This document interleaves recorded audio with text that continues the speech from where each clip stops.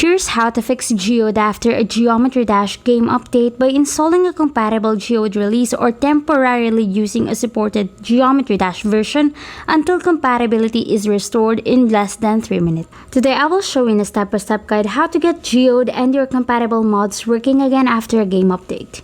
First, check whether Geode supports your current Geometry Dash version. Open the official Geode website, GitHub release page, or Geode launcher and compare your installed game version with the latest supported release.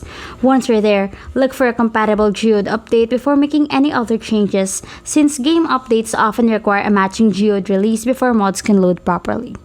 Next, if a compatible Geode version is available, download and install the latest release using the official installer or Geode launcher. You'll see the installer update your existing Geode installation. Then, launch Geometry Dash. If everything installed correctly, the Geode logo or Geode button will appear on the main menu.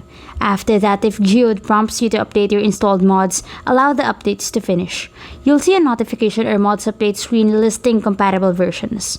Once the updates are complete, restart Geometry Dash so every updated mod loads correctly with the current Geode release. Next, open the Geode mods menu and confirm your previously installed mods appear in the list and show as enabled. If the Geode icon is missing after updating Geometry Dash, your current game version is likely not supported yet, so you'll need to wait for the official Geode update or use the backup method. If you don't see this option, there's another way.